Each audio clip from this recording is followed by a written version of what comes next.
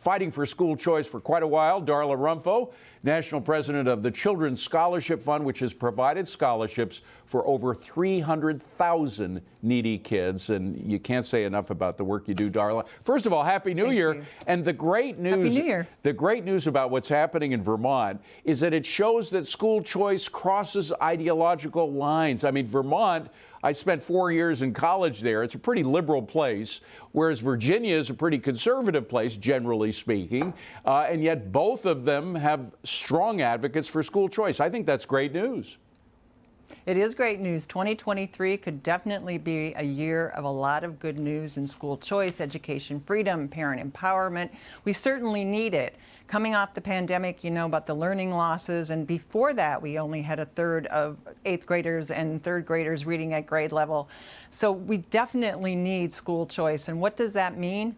That means that the dollars would follow the child. And yes, whether it's a state like Vermont or a state like New Hampshire, where they have ESAs right now, or Arizona, the dollars would follow the child. The parents could make the choice of where their children will go to school. And that is really the only way we're going to address this in this country.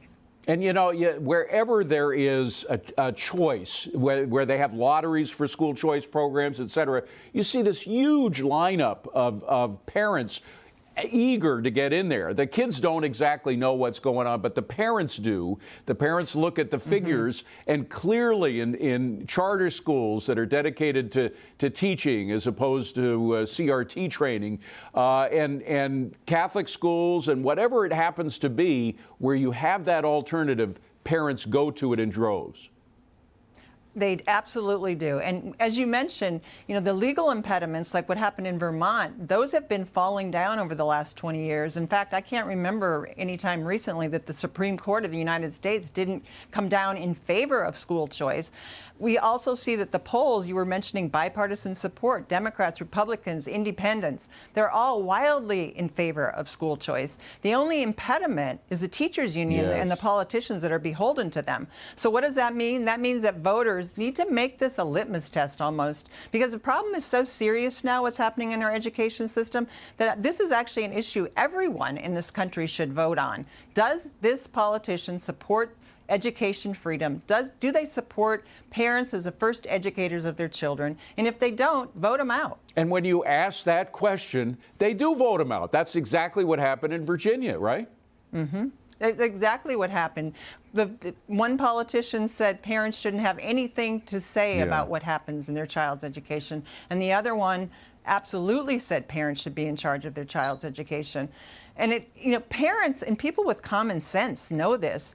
And it shouldn't even be a partisan issue. It shouldn't be Democrats and Republicans. It should just be like all the voters who are Democrat, Republican, Independent. They get it. They get that this is serious. More and more people want school choice. The politicians just have to get on board with the people. Well, and I hope in a place like Illinois, where the teachers union want to shut down a school choice program, I hope that those parents that are experiencing school choice for their children, I hope they will rally and be able to look into the face of those politicians. And really, shame on them if they can look at a mother who had her child in a failing school, who's able to now put her child in a school that's safe where they're learning, and to tell that woman, that mom or that father, I'm going to take this away from you. It is shameful. I don't see how they could do that. It's absolutely shameful. By the way, I'm glad you brought up that example, because it's called Invest in Kids Act. This was a scholarship program for kids. 9,000 kids, by the way, could lose their scholarship if the teachers union succeed at this. So they'd be out in the street. They'd be forced to go back to the schools that, by the way, are particularly prejudiced against Black and Hispanic kids. I mean, I say prejudice. I use the language of the woke generation. By the woke standards of equity that's used today, it's racist, the fact that 11% of Black students in Chicago from 3rd to 8th grade were proficient in reading. Just 11%, whereas for white students, it's 46%. Now, that's bad for white students as well, but it's pathetic for the Black students. So, I mean, again, by their own standards, that would be called racism, wouldn't it? Absolutely. And if we really are for diversity, equity, and inclusion, what could be better to accomplish those goals in this country than to have every kid reading at grade level, every kid able to do their math, every kid being able to be competitive to enter the workforce? And how about every kid just develop their full potential, whether they're black, white, Asian, whatever they are? I mean, that's true diversity, equity, and inclusion. Just using the words when you don't put anything behind them, when you actually just try to divide people over those words, that's not accomplishing anything. And you know what?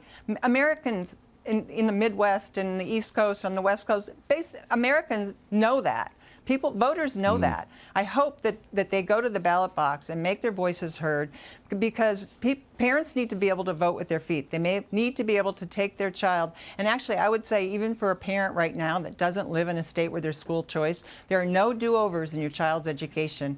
You need to take this really seriously. There are schools in New York that only have $6,500 tuition. People think private schools are all $40,000. They're not.